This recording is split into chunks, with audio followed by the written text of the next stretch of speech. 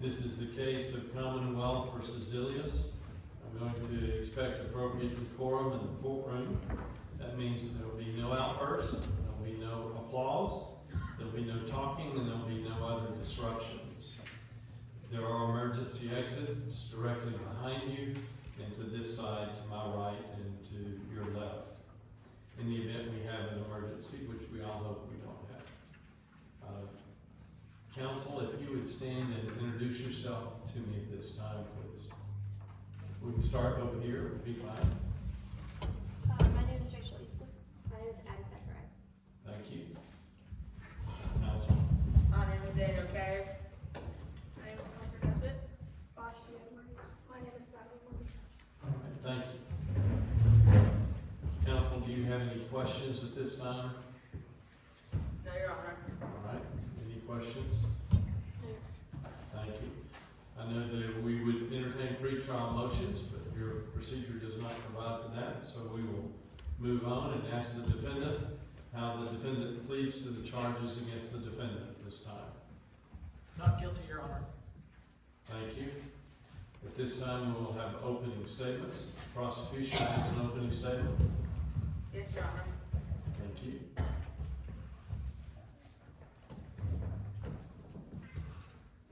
May it please the court, Your Honor, ladies and gentlemen of the jury, my name is Daniel Cave, and I'll be delivering the opening remarks on behalf of the prosecution today. On behalf of my co-counsel, Madam Romina, Gee Ogletree, and Sultan Nesbitt.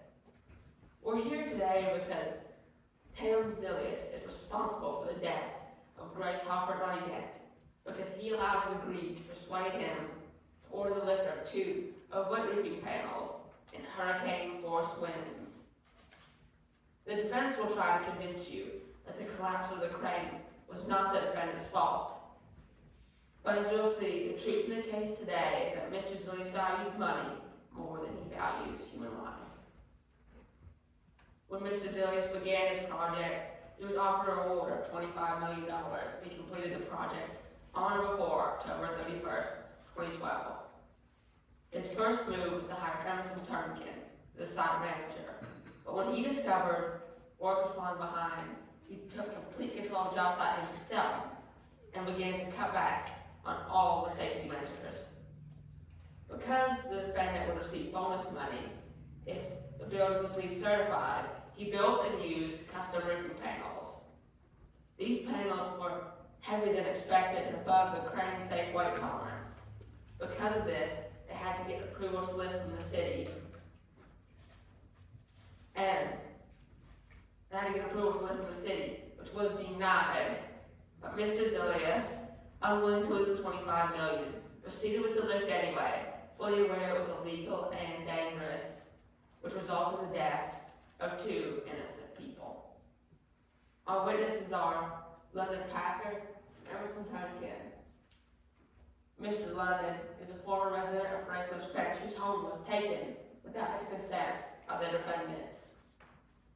Ms. Turnkin is a construction worker whose impeccable reputation was sullied by her involvement with Tatum's project.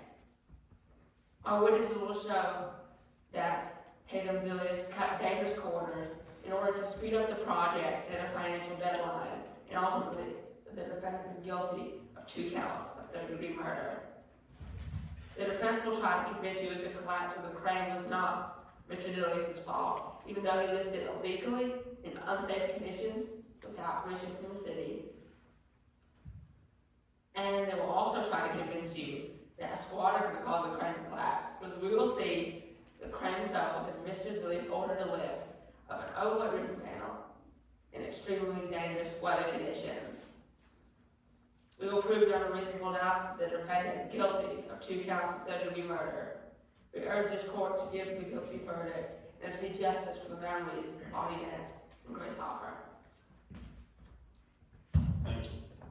Does the defense have an opening statement at this time? You may proceed. May it please the court, Your Honor, and ladies and gentlemen of the jury. My name is Addie Zacharias, and allow me to introduce my co-counsel, Rachel Eastland. I will be giving the opening remarks for this case. On August 31st, 2012, at a job site in Franklin Stretch, Philadelphia, Pennsylvania, a crane named Fighting Phil, which was lifting a panel, caught a strong gust of wind from Hurricane Isaac and collapsed. The issue in this case today is two people, Grace Hopper and Arthur Dent, tragically lost their lives when the crane fell. For this reason, Tatum Zillias is being accused of third-degree murder. Our first witness is Tatum Zillias. Tatum, being a compassionate, hardworking, resourceful, and caring man, was the Project Z manager of Franklin's Trench. Tatum has many years of experience in construction. The reason he builds homes is so they can help families with low income have a fresh start. Our second witness is Reese Detner. Reese is a reporter from New York who was on the job site when the accident happened and strongly believes Tatum Zillias is not guilty of charge. Our third and last witness is Micah Stratton. Mr. Stratton was the crane operator for the project at Franklin's Trench. He has a mechanical engineering degree and has been working with Phil for over 18 years. Micah owns Stratton Lift Systems, which is non-founded. Today, the prosecution will try to prove that Tatum Zillias is guilty of third-degree murder. However, we will refute the prosecution's evidence. We will prove to you that Arthur illegally sabotaged the crane, that Micah Stratton, the crane expert, assured Tatum multiple times that the lift was safe, and that Grace Hopper, the city inspector, gave Micah the green flag, which meant she thought that the lift was safe. We hope that you find the defendant, Tatum Zillias, not guilty of charge. Thank you.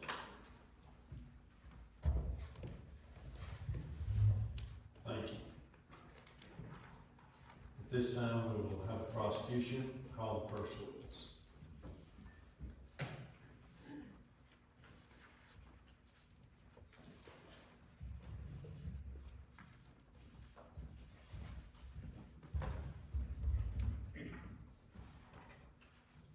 Thank you, Your Honor. I would like to call Emerson Duncan to the stand. You would come to the stand, as you help with swearing the witness. You put your left hand on the Bible and raise your right hand. Do you swear or affirm to tell the truth, the whole truth, and nothing but the truth, so help you God? Yes. You may be seated. For the record, the witness gave an affirmative response to the question. You may proceed. Your Honor, I would like to enter the following numbered exhibits as number 1 into as a. All right, if you would hand those to the bailiff. Bailiff, if you would show those to counsel opposite. Thank you.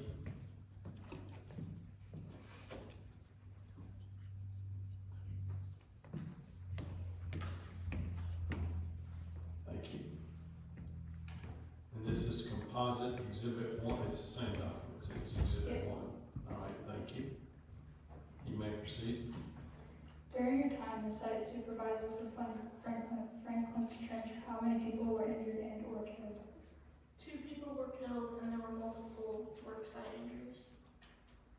During your time working on the trench, what unsafe things were being used on site? Unserviced machinery and unsecure scaffolding. How many years have you worked as a construction site manager? 27 years. When you confronted Zillias on the Daphene Alt what did he tell you? He told me that that was all in the past. Did he keep that promise? No, he did not. What did Zillias promise you would be different? He promised me that I would have complete job site control. Did Zillias keep that promise? No, he did not. How did you respond when Zillias broke his promises? I gave up. What started happening when Zillias added the second shifts? More injuries started occurring. What happened to the workers who refused to take extra shifts? They were fired. What did Zillias tell you when you confronted him about the bad weather? He asked why we were not starting the lift now. What did you say about Zillias in the last sentence of your statement? That he values money or his legacy over human life.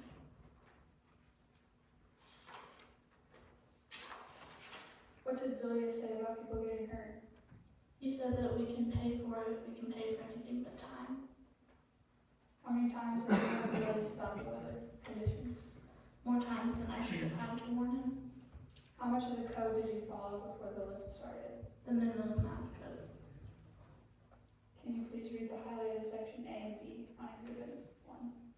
Bailiff, if you would hand this exhibit, please, to the witness, or one copy of it. This is exhibit 1. Yes, thank you. Thank you. Records of evening inspections for the building crane fight and fill do not show the expected level of precision for complete inspections. No documentation of bi-hourly site sweeps. Where was Artie last seen? Under the crane. Did Zillias use custom roofing panels? Yes, he did. How heavy were the new panels? 2,900 tons. How much were the panels over fight and fill's max limit? They were 150 tons over the crane's limit. Were the new panels heavier than the crane's safe weight tolerance? Yes. Because of the additional weight, did Zillias need approval to lift from the city to make it look legal? Yes. Did Zillias receive the permission he needed? No. Did Zillias lift anyways, even though he knew the lift was illegal because he did not receive that permission? Yes, he did. Thank you, Your Honor. I have no further questions. All right. Is there a cross-examination? Yes, sir. You may proceed.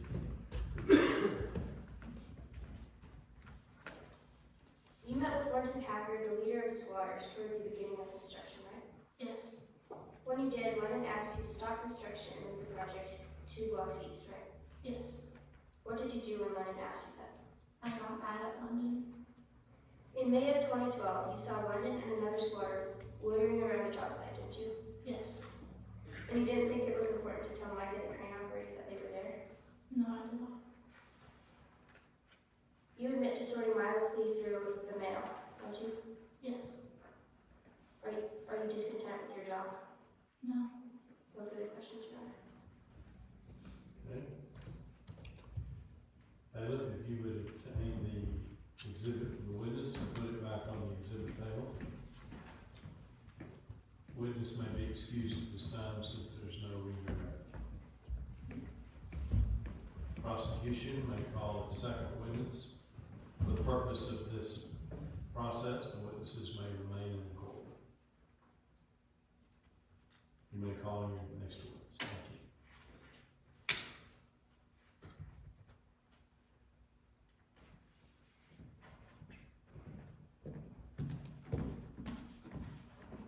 Thank you, Your Honor. I would like to call London Packard to stand. All right. Bailiff, if you would help me swear in the witness. You put your left hand on the Bible and raise your right hand, please. You swear or affirm to tell the truth, the whole truth, and nothing but the truth, so help you God? I do. Thank you. For the record, the witness gave an affirmative response. You may proceed.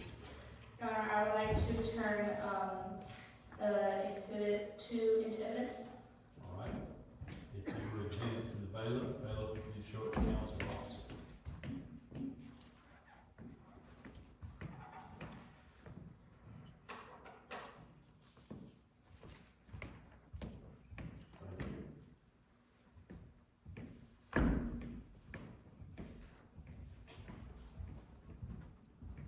You may proceed. Did you have any say about whether your land should have been sold to Tatum Zillias? No, I did not. Did you live in the trench before Zillias started the project? Yes, for 27 years. How many people lived in the trench in the past 27 years? 1,500 others. Is it true that Tatum and his mother lived with you when you were younger? Yes, for 1 month. What specific things did you see on site when Zillias took control and added extra shifts?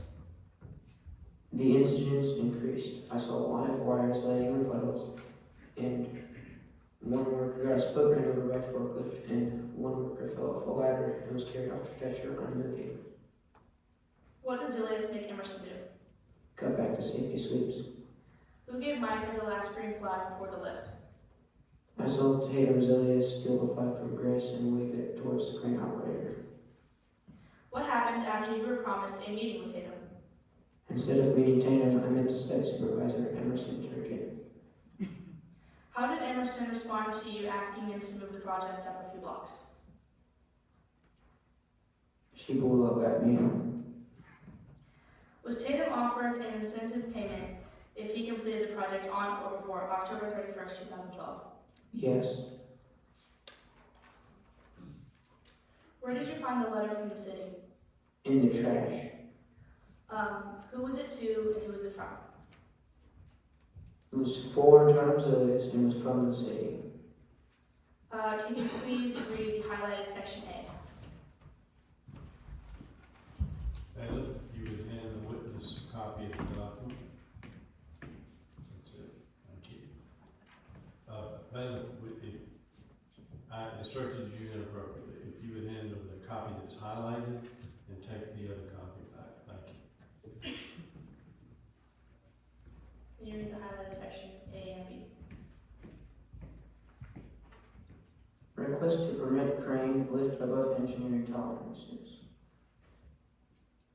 A complete lift history of this crane, including all lifts above engineering tolerances. A complete maintenance history for this crane. A record of insurance for the crane being used in the lift. A weather mitigation plan if the lift may be conducted in adverse conditions. Please submit this information within 14 calendar days of this request. A failure to respond to this letter could be deemed business for denial of your request. A final determination of your request will be made within 30 days of your revised submission. Can you tell us what this document is exactly? It is the response from the city of Zillias' request. Was the lift in fact approved by the city?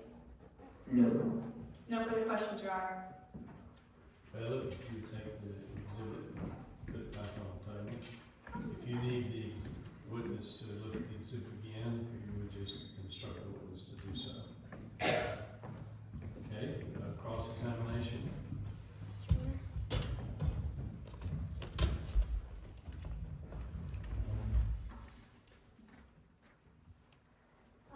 Who is Arthur Dent?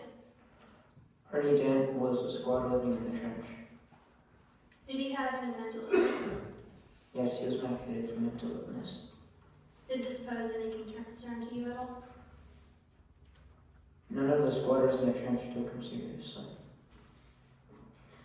Was he supposed to take this prescribed medicine? Yes. What did he say about it?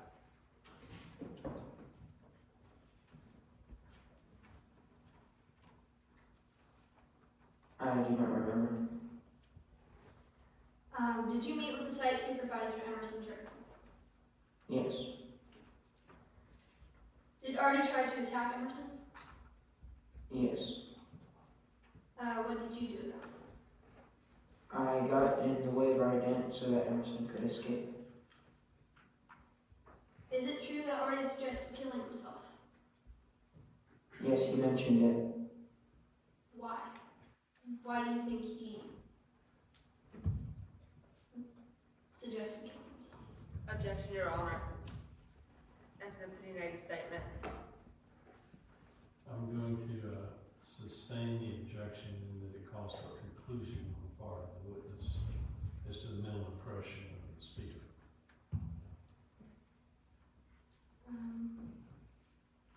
Did you stop Artie from vandalizing the site? May you please repeat the question? Did you stop Artie from vandalizing the site? No, I did not. Did you trespass on private property? Yes. What was Artie's operation called? Operation Turtle. What was the goal of the operation? To slow down construction on the site. Did Artie have a wrench just before the lifts? Can you please repeat the question? Did you have a wrench just before the? Did Artie have a wrench just before the lifts? Yes. Did you ask him if he stole it? Yes. What did he say?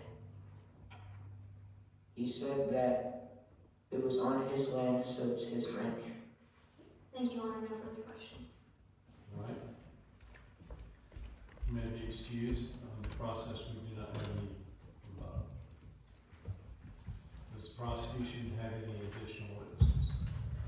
No, Your Honor. Prosecution rests, Your Honor. Thank you. Are there any motions at this time? Since there are no motions in your procedure, we'll move ahead. Defense, you may call your next witness, or your first witness.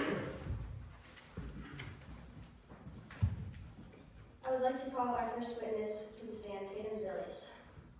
All right, you would approach, please. Ella, can you help me swear in the witness?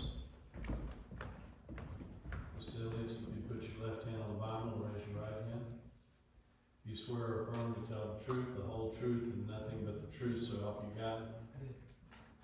Thank you. You may be seated. Thank you, Bella. You may proceed. Please state your name and occupation for the court.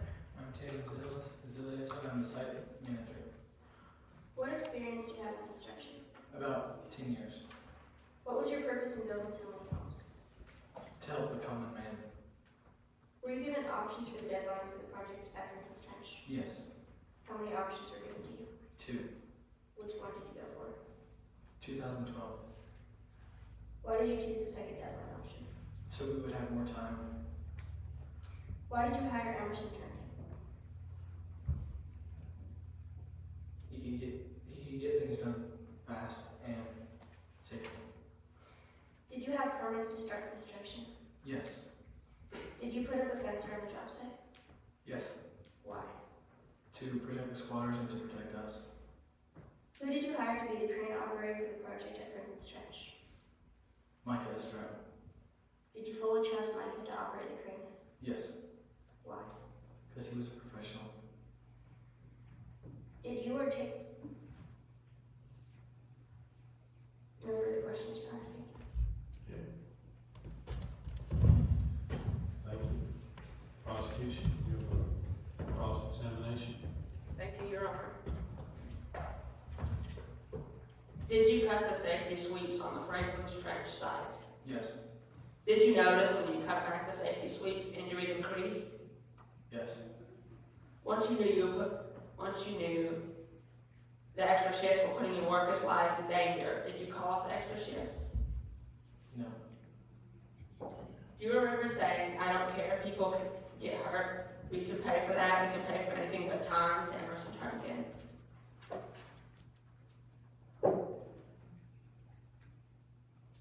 No.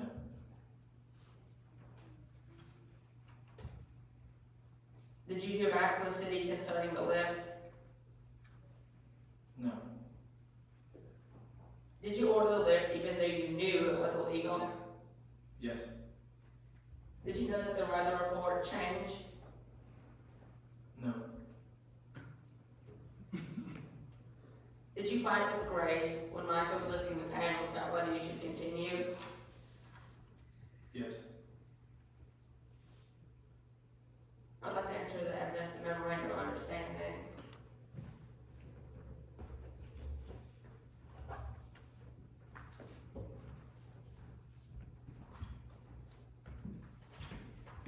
Are you offering this in evidence? Can you read that? Are you offering the document in Yeah. evidence? And what is the number? The number is 3. Okay.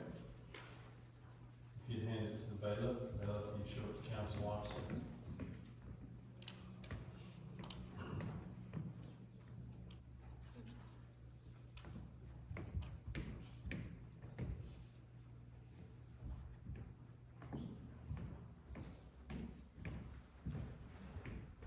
You may proceed. Thank you, Your Honor. Mr. Zillias, would you please read and highlight section A of the memorandum? Bailiff, if you would hand a copy to witness, Mr. Zillias.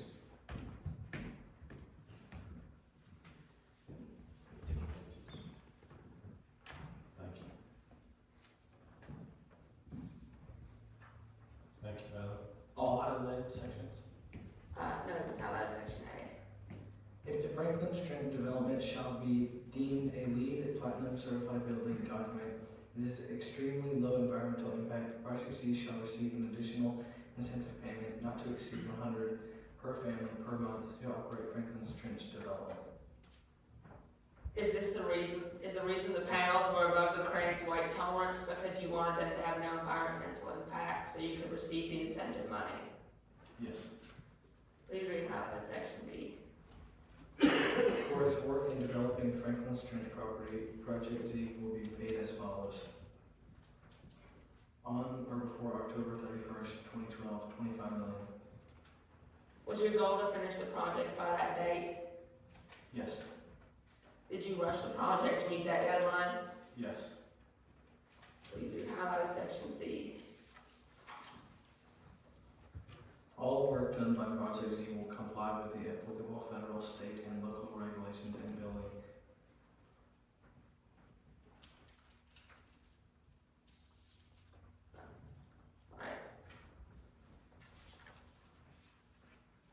Did you always follow the code like you promised in the memorandum?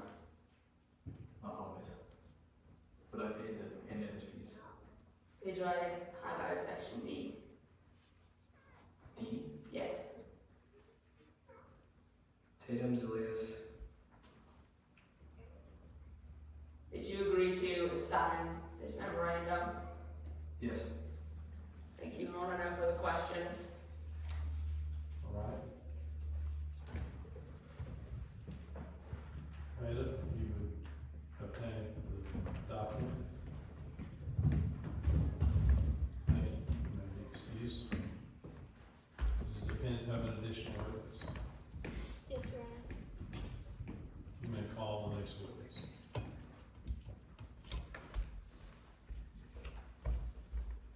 I would like to call our next witness, Reston, to this case. Okay. Bailiff, would you help me swear in the witness? Witness, if you come take the stand. You put your left hand on the Bible and raise your right hand, please. You swear or affirm to tell the truth, the whole truth, and nothing but the truth, so help you God? Thank you. Thank you, Bailiff. For the record, the witness answered in the affirmative. You may proceed. Your Honor, I would like to enter this document labeled as Exhibit 4 into evidence. All right, if you hand it to the bailiff, bailiff, you show it to council officer.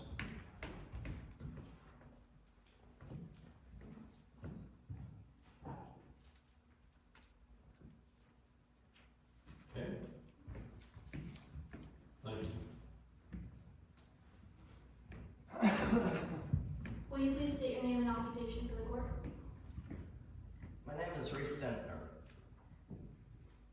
My occupation is reporter. I comfort the afflicted to inflict the comfortable, and above all, sell copy doing it. What did you leave beside Arthur Dent's bedroll? I left a wire cutter besides Arthur Dent's bedroll. Why did you give him the wire?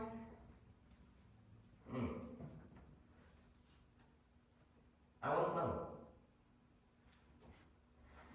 Did you break into the job site along with Arthur Dent? Yes, I did. Did you see Arthur Dent on the day of the accident? Yes. What was he wearing? He was wearing a trench coat. What did you receive from Artie after the accident? I received his manifesto addressed to me, written on July.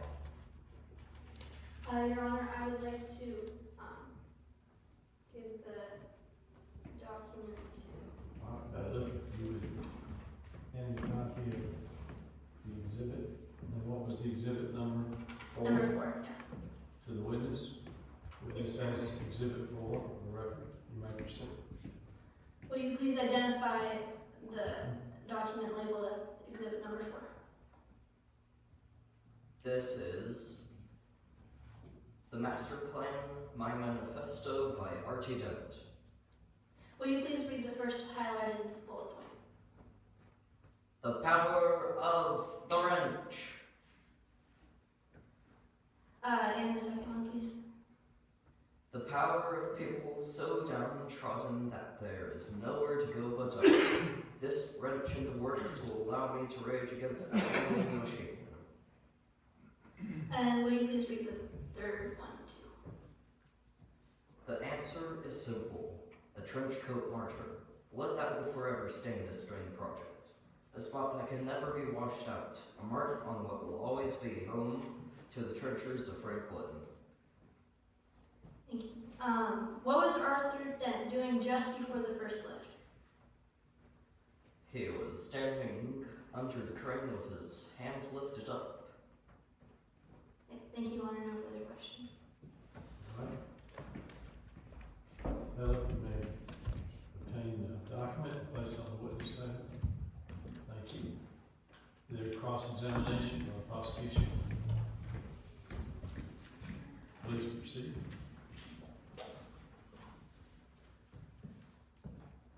What did you almost get arrested for?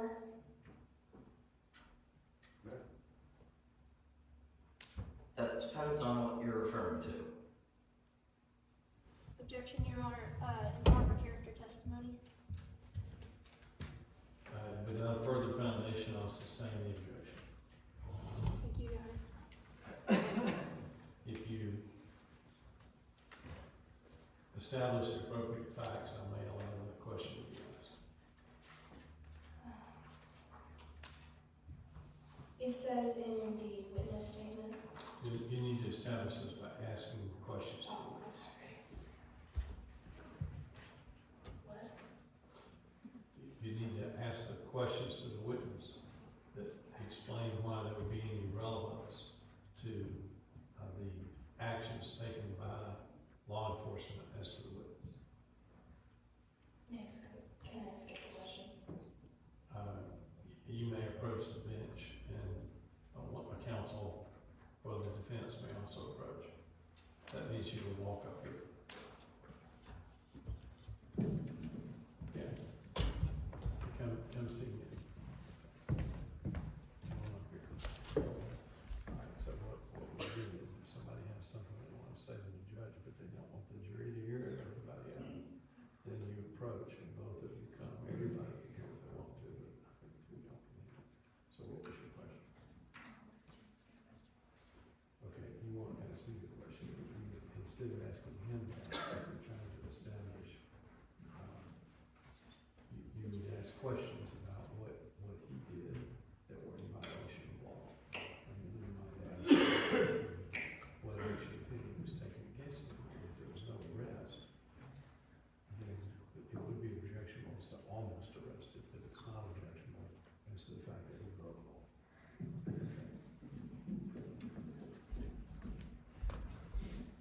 Rephrase it. You may proceed. Did you almost get arrested for sifting through people's trash? Well, I left New York after a little misunderstanding on state's rules. Did you support Artie's mentally ill thoughts?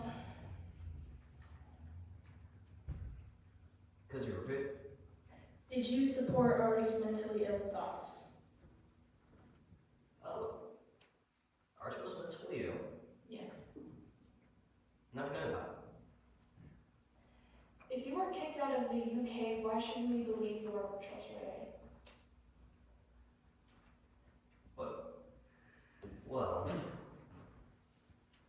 Well, you see, You can take it. there's no proof that I really hired those detectives, you know.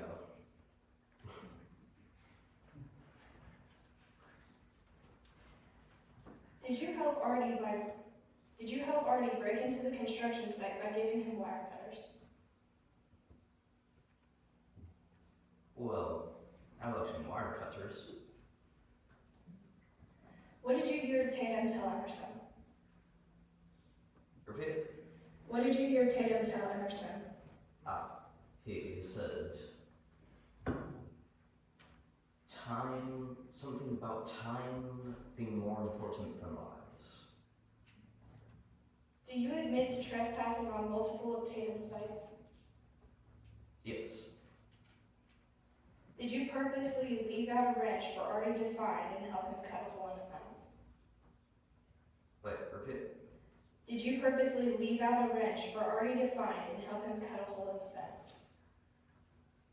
How would you cut a hole in the fence with a wrench? No. Did you team up with the squatters and help them destroy the site?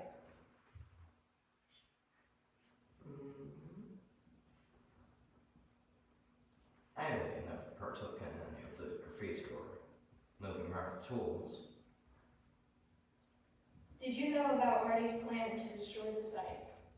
Yes. Have you gone through anybody's trash?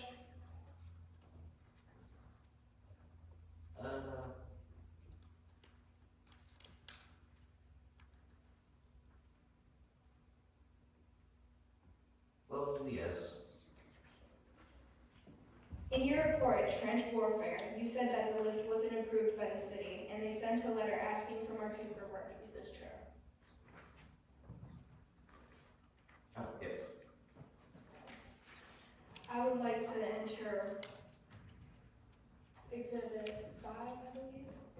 is 5. Bailiff, if you would obtain a copy and show it to the council officer, please.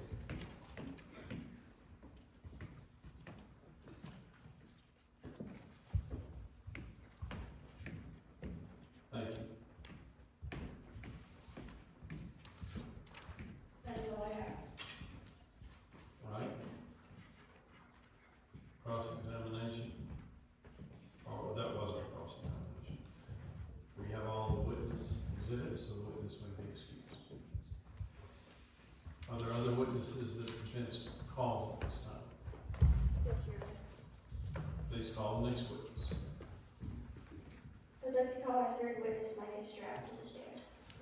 All right, the witness may approach. Bailiff, you help me swear in the witness. You put your left hand on the Bible and raise your right hand. You swear or affirm to tell the truth, the whole truth, and nothing but the truth, so help you God. Yes. Thank you. Thank you, Bailiff. The witness answered in the affirmative for the record. You may proceed, counsel. Please state your name and occupation for the court. My name is Micah Stratton. I am 46 years old, and I'm the owner of BLS. How old were you when you began working in the construction field? 16. Which crane did you suggest to use for the Franklin Trench project? Weaverville. How long have you been working with the crane Fight and Fill? Exclusively for 18 years. Why did you suggest Fight and Fill? Because we've never had a major issue with it before, and because it was the most reliable crane that I knew of. What safety precautions did you take before the lifts in August? We idled Phil and carefully inspected him for metal fatigue and replaced all worn or weakened parts. Did the workers find anything of concern in the crane's gears or on the day of the lifts? Yes. What did they find? A wrench. What are hydraulic systems? A backup hydraulic system is a set of pipes tubes through which a liquid is forced, producing power that enables a machine to lift heavy objects. What happens if they are sabotaged? If they were chopped, it would slow the spin enough to tip Phil over. In your expert opinion, could you tell us why you think the crane collapsed? I think it had something to do with the squatter and the fire axe. If he had chopped my hydraulic lines at the wrong time, it would have slowed the spin enough to tip Phil over, and I'm sure I have Phil under control. Did Grace Hopper, the city inspector, give you the green flag on the day of the lifts? Yes. How sure were you that Phil could handle the panels before, during, and after the lifts? 100% sure. No further questions, Your Honor. Thank you. Thank you. Cross-examination by counsel.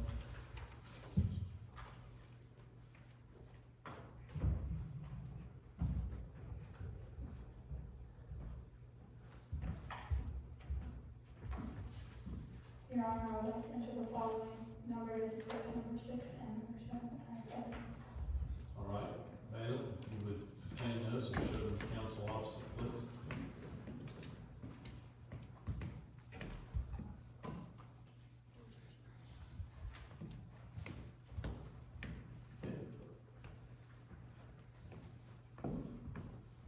All right. You may proceed. Did Zillias order the lift in unsafe conditions? Yes. Did you convince Zillias to proceed with the lift in dangerous conditions? No. Who gave you the green flag? Grace Hopper. Did you speak up when Zillias cut back the safety sweeps? No. If you decrease the safety sweeps, does this increase the accidents? Yes. When did you last run a full inspection on the crane? I don't know. Were you concerned about the squatters? Yes. Do you need extra permission to do a lift over the max load limit? Yes. Did you receive that extra permission from the city? No. Did Zillias lift anyways? Yes. Was the lift safe? No. Well, yes. Will you please read the highlighted section A on exhibit number 6? Bailiff, if you would approach. Are you going to ask the questions also to exhibit 7 as to highlighted sections? Okay, if you'd hand the witness both 6 and 7. They're both right here together. I think 6 is on the bottom. Okay, this is 6. Thank you, Bailiff. You may proceed. You read the highlighted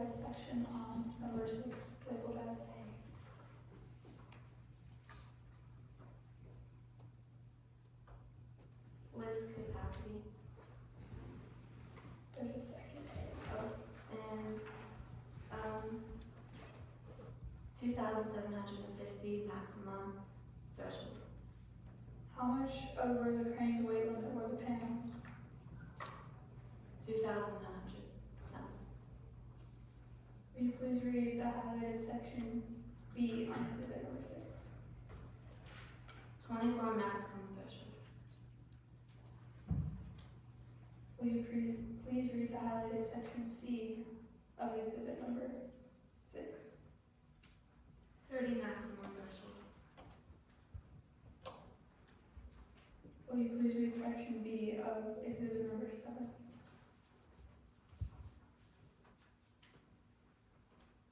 Can you please say that question again? Will you please read section B of exhibit number 7? Wind SSW at 10, 20 miles per hour, gust 23, from 23 to 26 miles per hour. Will you please read the highlighted section D of exhibit number 6? Maximum wind tolerance for convex or concave objects may be lowered. Were the roofing panels convex or concave? I don't know. After reading these things, would you call these conditions extremely unsafe to live in?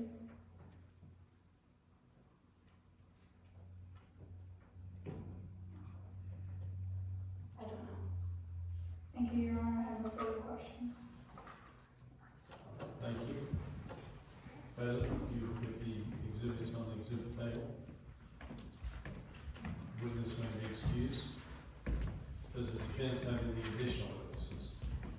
No, Your Honor, the defense rests the case. Thank you.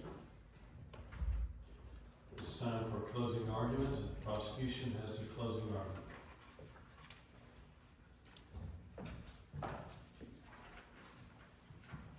May it please the court, Your Honor, and the jury. Hello, my name is Mel Marmino, and I will be giving closing remarks for prosecution. You may proceed. This case matters to the families who lost their loved ones in a matter of minutes because of Tatum Zillias' lack for general safety and pure of money. Tatum should be convicted for 2 counts of third-degree murder for the losses of Aubry Good and Grace Hopper, 2 souls who truly did not deserve the deaths they got. In the case of Commonwealth versus Comer in 1998, when a drunk driver ran into a bus stand killing an innocent citizen awaiting the bus. This relates because Tatum didn't care for human life and instead made a fateful decision and did it too. It is a fact that Tatum casually allowed safety sweeps to be skipped and or shortened. Aubry Good was mentally ill and was even medicated for such, but rarely took it, thinking he was being plotted against, proving even more that he was unstable and unable to do any harm. Emerson Turkin and London Packard are 2 very different people, but yet both share a growing hatred towards Tatum Zillias for their own respective reasons. Emerson was disregarded and disrespected, while London was never respected in the first place and never had a chance to word his right to Franklin's Trench. Reese Dentner, a reporter who used Aubry by giving him wire cutters to have her own eyes on the site for her own article and game. Micah Stratton. He lifted the panels when he knew they were way over the max limit.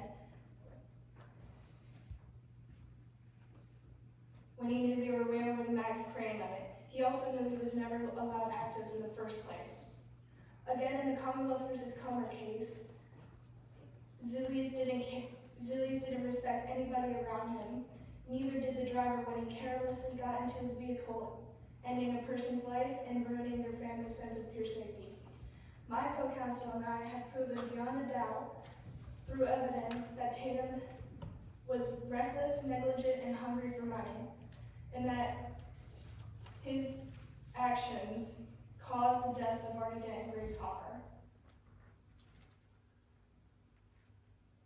We asked the jurors to imagine the pain of losing a close one. We simply ask you to understand how much pain Zillias has caused in a matter of seconds.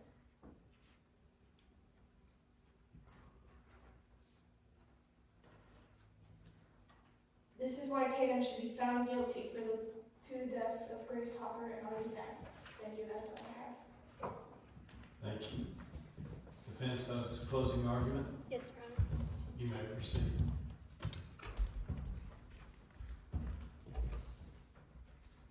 May it please the court, Your Honor, and ladies and gentlemen of the jury. My name is Rachel Eastler, and I will be making the closing remarks in this case.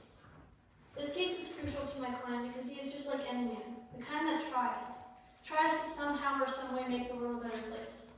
Tatum Zillias was doing what he loved to do, expanding the city, happiness, and freedom. Today, Tatum Zillias is being accused of third-degree murder, but we have shown in our evidence that he is innocent. On August 31st, 2012, in the city of Philadelphia, the workers of the Franklin Trench were working on the most crucial part of the project, the lifting of the roofing panels.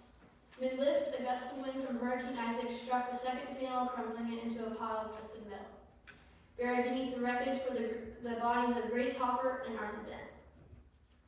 Tatum Zillias clearly did not show extreme indifference to human life, for his goal all along was to make the world a better place and put a roof over the head of the less fortunate. Tatum Zillias stated that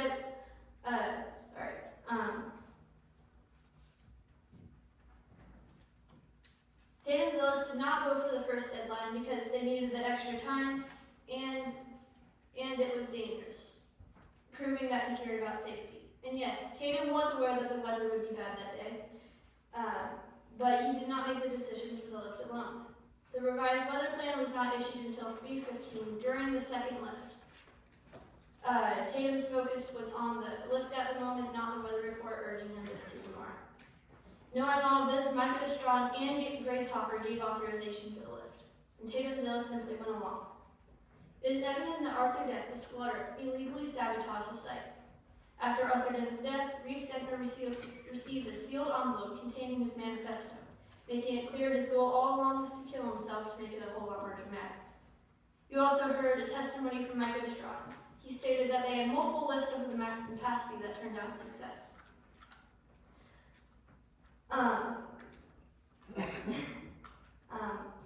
Micah assured Tatum multiple times before, during, and after the lift that they could do it again. When Grace unexpectedly put up the red flag in the middle of the second lift, it caused unnecessary stress on the crane,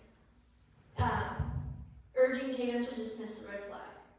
In Emerson Turpin's testimony, he admitted to mindlessly sorting through the mail in Tatum's office, which could have resulted in the discarding of the lift's disapproval. He also stirred up strife in the squatter group and ultimately caused the riot. Micah, the expert crane operator, wasn't worried about the weather, so why should Tatum? London Packard testified that Artie was going to stop the lift at any cost, even if it meant killing himself. While his death is extremely unfortunate, it was a result of his own doing. Grace Hopper, the OCIS agent, held up the green flag, giving authorization for the lift. Her death is extremely unfortunate, yet it was an accident which she herself was a part of. Ladies and gentlemen of the jury, the prosecution has not proved beyond reasonable doubt that Tatum Zillias is guilty of third-degree murder. He was just trying to give people something he didn't have his whole life, a home. Therefore, we urge you to find Tatum Zillias not guilty of third-degree murder. Thank you. This time we would entertain any post-trial motions. Since they're not in your procedure, we'll move forward with instructing the jury. Jury, you have instructions within your packet. I would encourage you to read those individually first.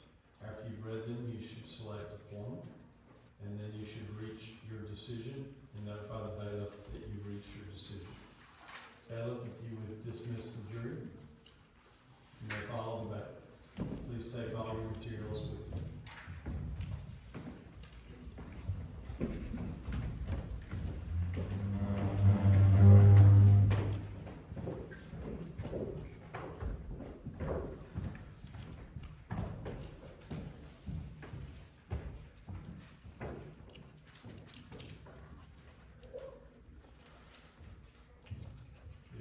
Motions that would be made at this time, since they're not in your materials, then this will conclude our trial.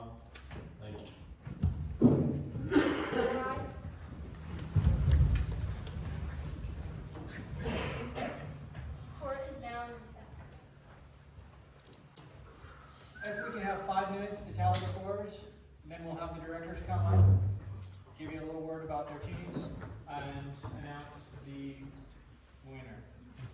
up and talk. We're gonna have the jurors come up and talk about, a couple of the jurors come up and talk about some of the things I said, followed by the judge. After that, I should be done mathing and give you the final scores and the verdicts that the judge gave. So, challenge B directors, please.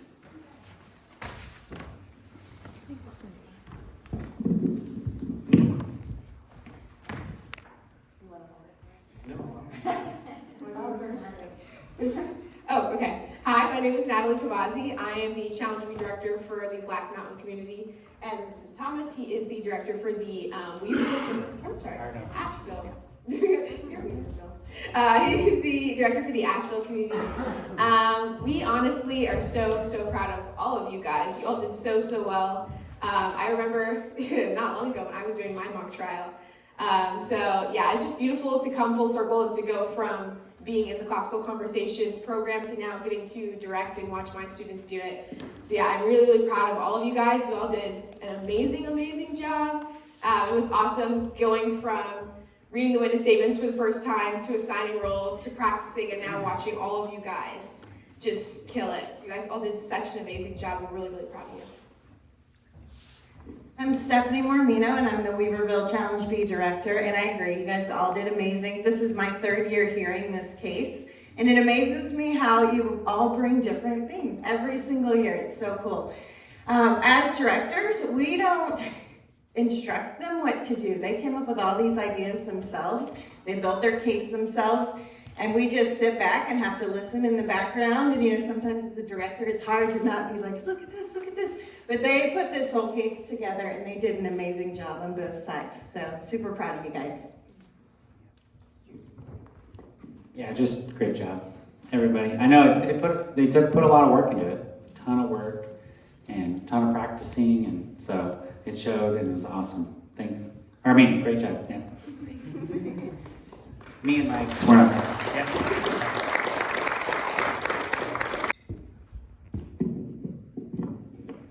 Okay, hi, my name is Rachel, student at Hendersonville CC. So I've had the opportunity to do Challenge B mock trial before, and it was really just so amazing to be able to come back and be a juror and be able to watch you guys. And yeah, I loved it. And there were a couple of things that really stuck out to me, and I wanted to just share those with you. Starting over here, Josh, your performance as a witness was amazing. It was incredible how you were able to do 2 roles and you knew your affidavit so well and you got into your character and your personality just really shone through. I thought you did a really good job. Rachel, your closing argument really stuck out to me. It was so easy to follow, and your points you made, I noticed every single one, and it really made me root for your side. Over here, so Daniel, great job on being willing to stand up. I know it takes a lot of courage to make an objection and being the first one to do that. I remember having to do that in mock trial, and that's so hard. Your closing argument, Olivia, really stuck out to me as well. You did a really good job bringing in the case law and applying it to the case, and I really love that. All of you guys did an amazing job, way better than our mock trial, in my opinion. So I don't really have a whole lot of improvement tips. I have maybe some of those that I've written down. You'll get to see those later, but really just an amazing job. I know you guys were so nervous coming here today, and now it's done, and now you can celebrate, and yeah, great job. I'm Daphene Alt, and I was, of course, a juror, but I don't have a lot to say after that. But I just wanted to say how I noticed that everybody really knew the materials, the case materials, the witness statements, the evidence, and all of that, and I really appreciated that. That was definitely clearing. You knew your stuff. One thing, yes, the witness with the first witness with some emotion. I was like, yeah, we got something fun there. And Isaiah, your closing statements were really impressive to me. With the way you just kind of went with it and you spoke from your heart. It was not necessarily memorized, but it was just, you thought on your feet, which is what it says in the packet and all of that. I really appreciate that. and the confidence of a lot of the attorneys that you spoke with, that was also very encouraging. So good job, everybody. Again, and I appreciate your enunciation. You had very clear speaking. I know it's very scary up there, and so when you were speaking, I was like, I can hear every single word she is saying. So thank you. Good job, everybody.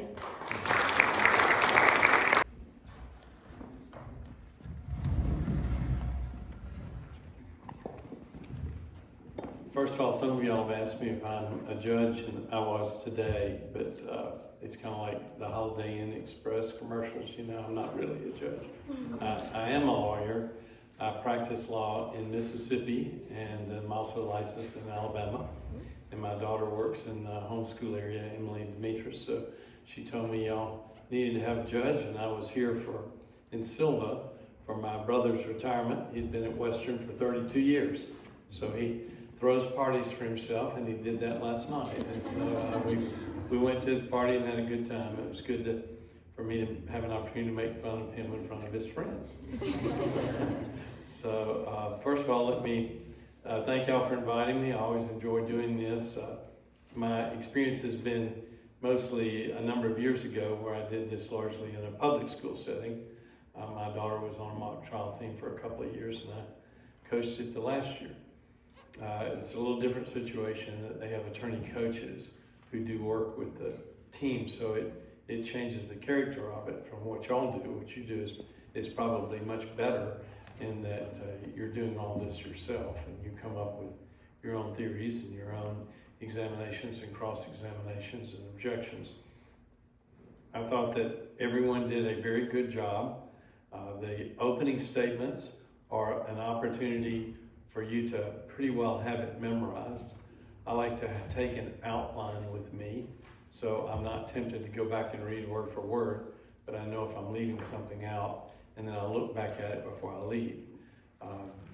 The closing statements I thought were also good. The closing statements give you an opportunity to review the evidence, which both sides did, and everyone that gave closings did that, and that's very important because the jury has heard so much, it's hard for them to synthesize it. So at the beginning and the opening, you should tell them what they're going to hear, which you all did. And at the closing, you should tell them what they hear and why it's important. And then you should reiterate the burden of proof. So I'm assuming this is it for y'all, and y'all don't do this again. Is that right? Okay. So I'm not going to tell you a lot of kind of other things. If you watch real trials, you'd see that you ask non-leading questions only on direct, and on cross, you only ask leading questions. So there's no yes or no question in direct unless it's a preliminary. I personally like to introduce myself each time that I'm at the podium because they forget what you find that may not be fair. But if it's a close case, juries vote for the lawyers they like. So it's very important to be likable. And it's very important to be personal and to be kind to your witnesses. The hardest thing to do is what y'all did in the last round, which is to make objections. That's difficult. The other hard thing to do is to follow up with questions. So, you've prepared very well thought out questions that were good. The most difficult thing is to follow back up with a question. So if somebody asks, for example, was it convex or concave, and the expert doesn't know the difference, you should be prepared to say, well, can you define convex for me? And then why didn't you learn that when you were in college or you obtained this degree? The other thing that I do a little bit differently is I don't hand them their statements. I try to get them to say something that's false. Now, y'all don't have in your process what's called an impeachment, but that's where, you would say something that benefits your case. They may deny it. You had a couple of times where people went probably slightly off their statement, but not materially enough probably for you to go chase them hard. But the jurors tend to place a lot of weight in veracity, people that tell the truth. So, but y'all did a good job.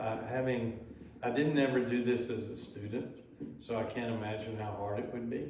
The first time I did this, I was in law school. It's a little different when you've had a couple of years of training and all of these courses, and y'all are picking it all up where you are now. So tell me what your ages are. I'm not sure how old you guys are. 8th grade? Is that right? Yeah, that's pretty amazing for 8th grade, because the groups I work with when I did this were all sophomores, juniors, and seniors in high school. So we worked a lot with them, and it was a lot of fun. 8th grade, this is truly outstanding for 8th grade. I thought that you had obviously paid a lot of attention to the materials. You had prepared very well.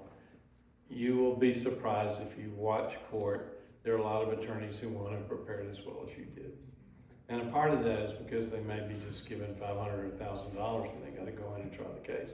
And you kind of have to be practical if you're making a living as a lawyer too. At the same time, you still have to represent your clients. So I thought I'd take just a second and talk to you just for a second about justice. So there's a difference in legal justice and biblical justice. You know, if you're looking at legal justice, people will talk to you about protecting rights and punishing wrongs. And that's what you had today, was a legal case. Then justice as a whole is kind of a ethical, philosophical idea that people are to be treated impartially and fairly and properly and in a reasonable way by the law and by the arbitrators of the law, which would be the judge and the jury. There's a process for appeals in these courts. That's in case the jury gets it wrong or the judge instructs the jury wrong.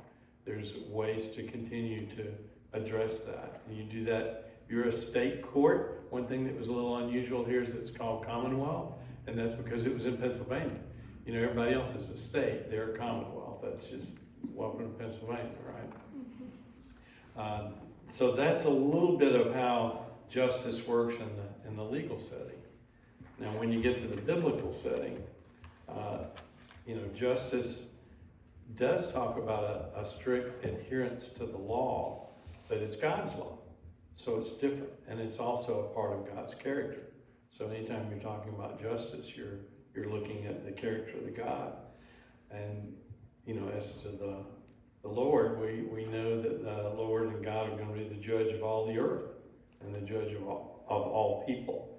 So it's really the process of God dealing with men and how we adhere or don't adhere to what God's laws are. And if you look at the Bible verses on justice, they really don't talk as much philosophically, although there's some that talk about God being just, as they do about applying justice. So they apply it to give justice to the weak and the fatherless, maintain the right of the afflicted and the destitute, and that's in Psalms. And Isaiah talks about learn to do good and seek justice, correct oppression, bring justice to the fatherless and the widow's cause. When you read justice, you're going to hear about widows, you're going to hear about orphans, mostly. You're going to also hear about destitute, which are poor people. In some instances, you'll hear about aliens, which are there referred to as travelers across their land. Then one of my favorite verses is Micah 6:8, which in part talks, what does the Lord require of you? To act justly and to love mercy and to walk humbly with your God. It's interesting because I do what's called pro bono work too, and that's where lawyers just do stuff for free for people. And it's because they can't afford it and they need help in our legal system, which as y'all can see today is very complex, and how hard it would be for someone to try to go through that process by themselves. So, you know, I was talking to a group that is not a faith-based group that does pro bono work, and I was working for them, and they said, well, why do you do this? I said, well, it's a matter of faith for me. I think I'm obligated to do this. And I started quoting this verse, and then the lady who was with me finished it. Now, she was Jewish, but, you know, she knows Micah just like we do. She wouldn't be able to go further than that, but it's very interesting. People do pro bono work for a number of reasons. I try to do 10% of my time a year in pro bono. Your materials have on them Psalms 111:7, the words of his hands are truth and justice. And then one of my other favorite verses is, I'm from Mississippi, there's an African-American guy who's been involved in civil rights, John Perkins. John wrote a book, and he used this verse, let justice roll down like water and righteousness like an ever-flowing stream. I'm not going to tell you the difference in righteousness and justice and grace and mercy and all those things, but you can ask your pastors or parents, or you can go study those things on your own. But thank you again for giving me this opportunity. Y'all did a wonderful job. I could tell how hard you worked, and I wish you well as you continue with your studies. Thanks.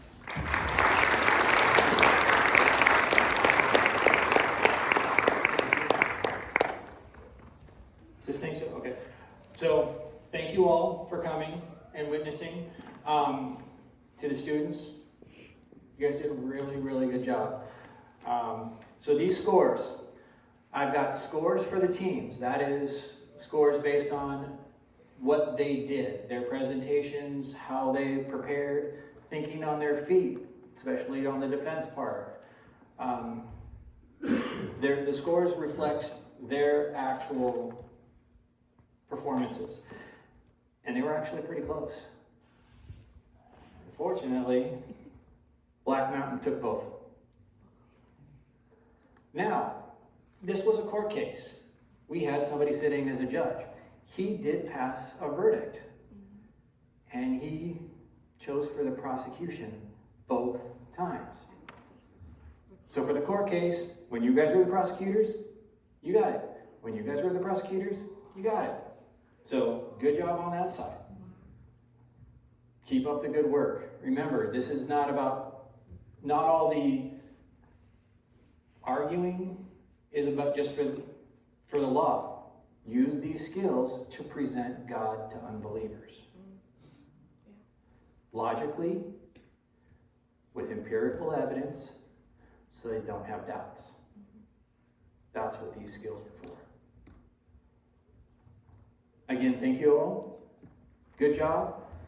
Thank you, Gee. Thank you to our jurors, all 4 of you. And this concludes our day. Thank you.